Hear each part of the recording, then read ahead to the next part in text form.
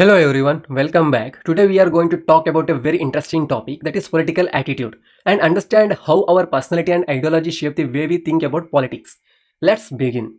So first, what exactly is an attitude? In simple words, an attitude is our tendency to respond or react in a particular way. For example, some people are always positive, or some are skeptical, or some are supportive, and that's the attitude. Now, when this attitude is related to politics, we call it a political attitude.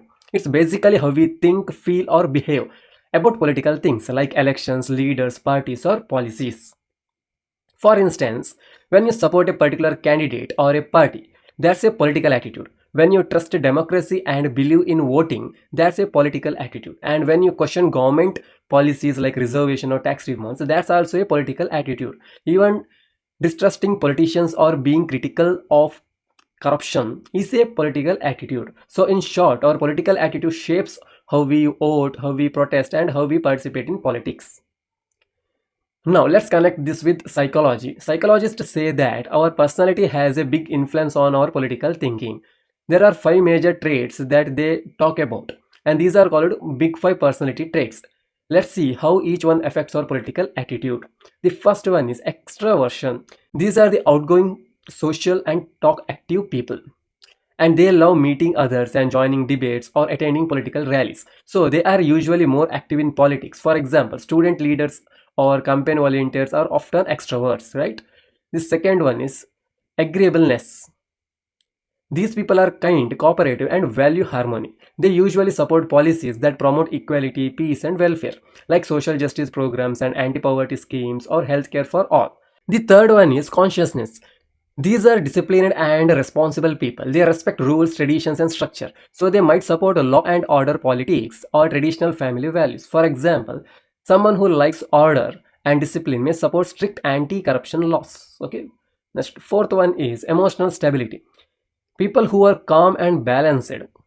They don't easily get carried away by emotional speeches or propaganda. They think rationally and often avoid extreme political views. The fifth one is the openness to experience.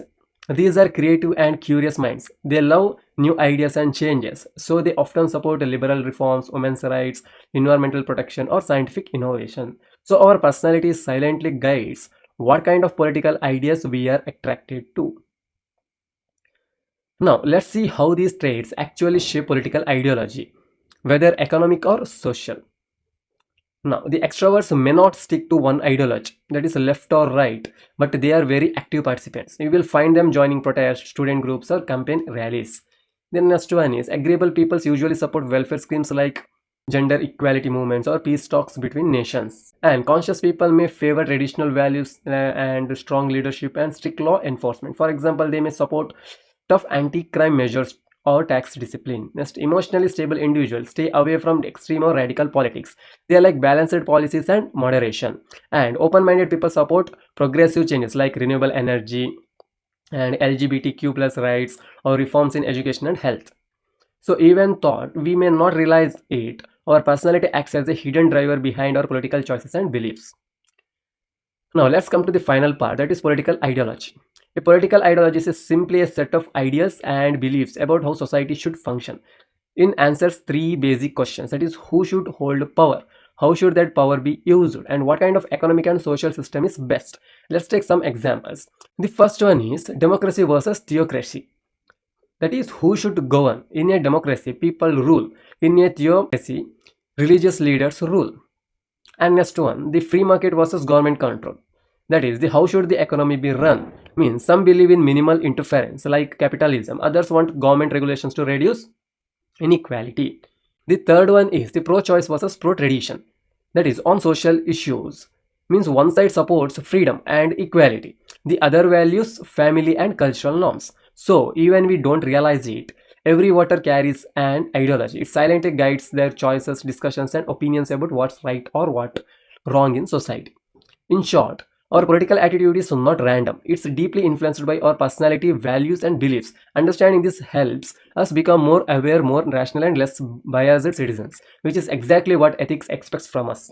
So that's it for today's class. We discussed what political attitude means and how personality shapes it and how ideologies guides political behavior. In the next session, we will move to the next topic in ethics. And so Stay tuned. Until then, take care and don't forget to like, share and subscribe.